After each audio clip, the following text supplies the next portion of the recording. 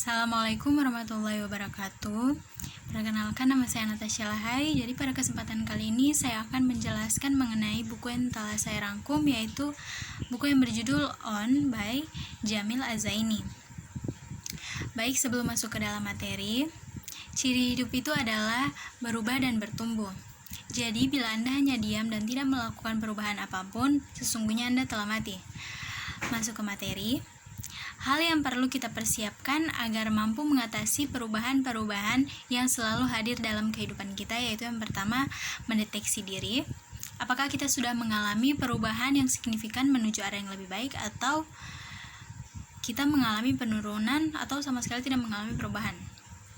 Yang kedua yaitu setup ulang diri. Ketika mengikuti perubahan dari luar dengan cara perlahan-lahan mengubah kebiasaan dan segala sesuatu yang diperlukan. Untuk bisa mendeteksi diri, Anda dapat menggunakan 4 on sebagai alat deteksi diri yang efektif. Yaitu 4 on yang harus kita miliki. Yang pertama adalah vision, passion, action, dan collaboration. Baik. Yang pertama yaitu vision. Apa sih vision itu? Vision atau visi yaitu kita tentunya dalam hidup memiliki keinginan. Tentunya keinginan yang kita miliki bukan hanya satu. Dari semua keinginan yang kita miliki itu, keinginan yang paling ingin kita miliki itulah visi kita. Masuk ke tujuan sesungguhnya, seseorang yang hendak melangkah membutuhkan tujuan untuk mengakhiri perjalanannya.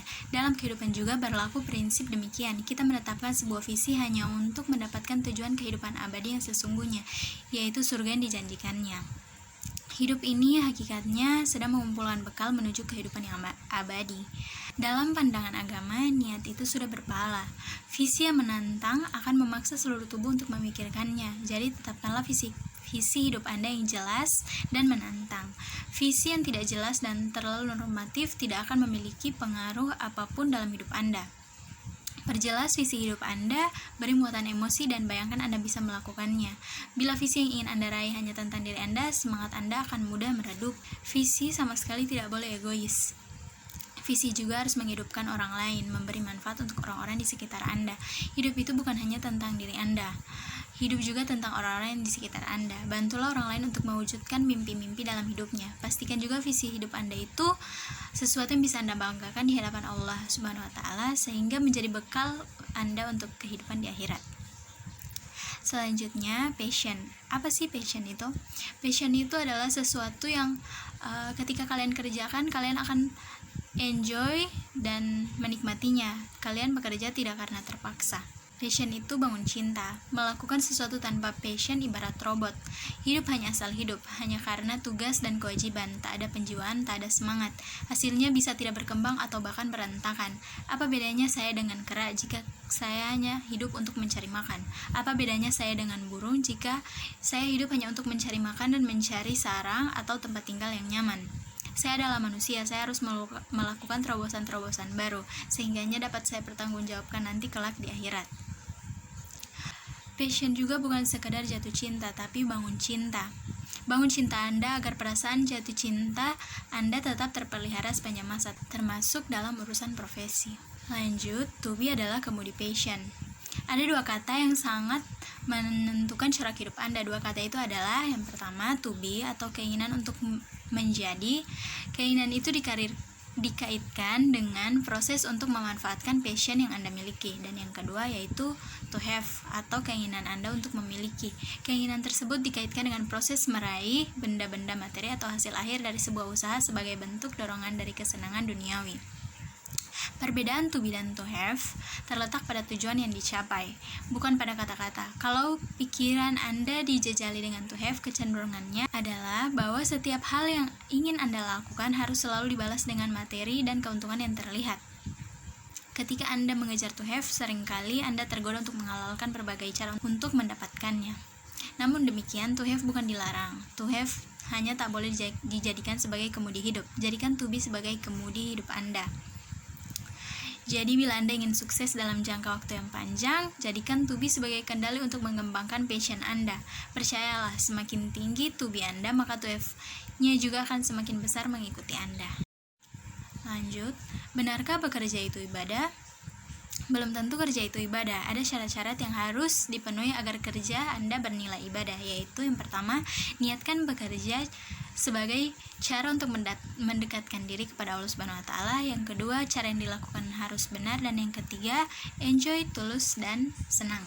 Kemudian yang ketiga yaitu action. Sanggupkah aku? Bayangkan ketakutan akan kegagalan menjadi semakin membesar. Akhirnya ketakutan itu membungkam diri hingga kita tak berkutik dan enggan melakukan. Kita terlalu nyaman berada di zona tersebut. Hanya ada satu cara, lakukan. Cause actions kills fear.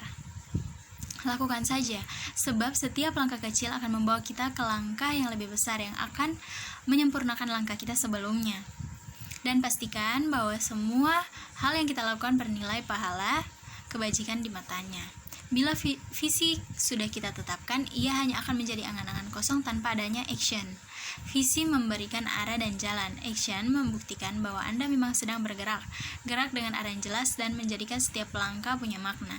Namun action tak boleh asal, sebab kalau asal-asalan tidak akan menghasilkan apapun.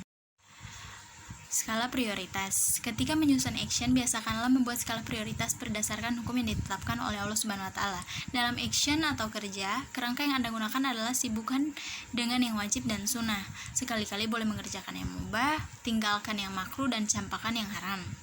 Bekerja haruslah disertai kesadaran bahwa hal itu kewajiban dari Sang Maha Kuasa, bukan hanya urusan dunia semata, tetapi juga urusan akhirat. Orang-orang yang tidak semangat bekerja dengan dalih bekerja itu urusan dunia sebenarnya adalah pemalas dan memutarbalikkan ajaran ilahi. Nah, bagi yang ingin terjaga dari celah di mata manusia sekaligus dicintai penduduk langit, tak ada pilihan selain menyibukkan diri dengan yang wajib dan sunnah. Skala prioritas seseorang muslim yaitu wajib, sunnah, mubah, makruh. Ada kalanya dalam memilih action, bila skala prioritas sudah kita tetapkan, tetapi yang terjadi seringkali bertabrakan dalam skala prioritas. Untuk mengatasi hal tersebut, berikut merupakan 3 tolak ukurnya. Yang pertama yaitu waktu. Waktu yang terbatas diprioritaskan. Contohnya, misalnya sudah mau masuk waktu zuhur, sudah azan zuhur. Kemudian di saat yang sama juga istri Anda sedang mulus dan akan segera melahirkan. Sholat itu wajib, menolong istri juga wajib. Maka pada kondisi ini menolong istri adalah prioritas. Dan yang kedua adalah tanggung jawab. Menaati suami itu wajib, menaati orang tua wajib. Jika ini terjadi pada waktu yang bersamaan, maka hal yang harus diprioritaskan yaitu menaati suami. Dan yang terakhir adalah maslahat. Menolong saudara adalah kewajiban. Saat sumber daya kita terbatas, sementara ada 2 saudara yang ingin meminta bantuan kita, maka yang diprioritaskan adalah saudara yang mempunyai pengaruh besar untuk kemaslahatan. Tipe kerja yang harus dimiliki ada 3, yaitu yang pertama, kerja keras. Kerja keras atau perkuat myelin. Myelin adalah sumber dari segala talenta yang dibentuk melalui latihan yang terprogram. Myelin ini tersebar merata dalam bentuk sistem saraf pada otot-otot manusia yang memberi perintah dan menyimpan informasi. Tentukan keahlian yang ingin Anda miliki, teruslah asah dan latih agar myelinnya semakin kuat. Kerja keras artinya energi yang akan Anda keluarkan. Sesuatu yang mengeluarkan energi dan keringat termasuk dalam kerja keras. Kemudian yang kedua yaitu kerja cerdas. Anda perlu mengoptimalkan brain memory alias otak Anda. Brain memory terbentuk dari ilmu pengetahuan, sedangkan myelin terbentuk dari latihan. Gabungan keduanya akan menghasilkan ide-ide brilian yang meningkatkan daya saing hidup Anda. Ide saja tentu tidak cukup, tetapi diperlukan tindakan untuk merealisasikan ide brilian tersebut. Kemudian yang terakhir adalah kerja ikhlas. Kerja ikhlas adalah melakukan segala sesuatu dengan hati yang tenang dan bahagia yang muncul karena rasa pasrah tinggi kepada Allah Subhanahu wa taala. Kerja ikhlas mampu menghasilkan kekuatan vibrasi yang tertinggi sehingga dapat menarik energi positif dan mengecilkan energi negatif. Kekuatan energi positif yang membesar ini akan melahirkan keajaiban di luar kekuatan manusia, di luar logika manusia. Kemudian yang terakhir yaitu collaboration. Dibanding sendirian, kolaborasi tentunya bisa membuat tenaga yang dikeluarkan menjadi berkurang, hasil usaha menjadi berlipat, dan berkah berlimpah. Kolaborasi pada dasarnya justru menghasilkan kekuatan dan keuntungan yang lebih besar. Kolaborasi antar berbagi mesin kecerdasan akan melahirkan sebuah harmoni yang memiliki kekuatan. Berikut 3 saringan yang perlu Anda lakukan agar perbuatan atau aktivitas kolaborasi yang Anda jalani bertahan lama, menguntungkan banyak pihak, dan menyelamatkan kehidupan kita di akhirat. Yang pertama, prioritaskan Allah. Yang kedua, tigatif, positif, kontributif, dan produktif. Dan yang terakhir yaitu timbal balik. Kemudian, perbanyak bergaul. Pergaulan itu membuka pintu rezeki. Untuk mendapatkan banyak alternatif bagi orang yang bisa Anda ajak kolaborasi, banyak-banyaklah bergaul. Jangan bergaul dengan orang itu-itu saja. Bila Anda sering bergaul, wawasan Anda bertambah luas, pilihan alternatif kolaborasi juga semakin bervariasi. Menambah kenalan dan teman baru, Anda bisa membuka pintu kemudahan dalam berusaha. Kemudian poin yang terpenting yaitu nikmatilah proses. Jangan senang dengan hal yang serba instan. Ketidaksabaran kita pada proses bisa membuat kita terjerumus ke dalam hal-hal yang sangat merugikan.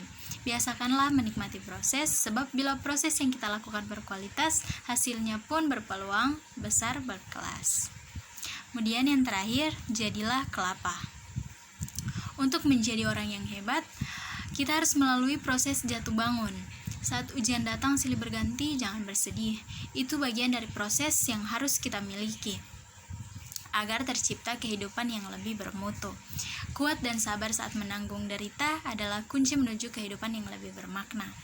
Untuk hidup yang lebih bermartabat tidak selalu dikelilingi oleh sesuatu yang nikmat. Diperlukan rasa sakit, perasaan yang tak nyaman, hinaan, dan segala derita yang datang tanpa kita undang.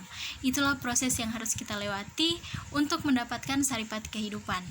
Percayalah, bila kita sering menghadirkan kegiatan yang menantang, hidup menjadi ringan. Kelapa tidak akan menghasilkan saripati bila prosesnya berhenti di tengah jalan. Anda pun tidak akan menemukan saripati kehidupan bila tidak sabar saat menghadapi proses kehidupan. Baik, itulah presentasi dari saya.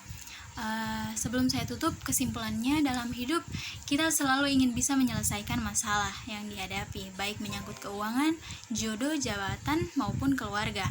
Cukup menekan tombol on saja, kita sebenarnya sudah bisa mengatasi segala masalah. Tombol on di sini yaitu vision, passion, action, dan tentunya collaboration.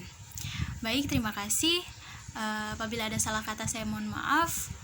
Wabillahi taufiq walhidayah. Wassalamualaikum warahmatullahi wabarakatuh.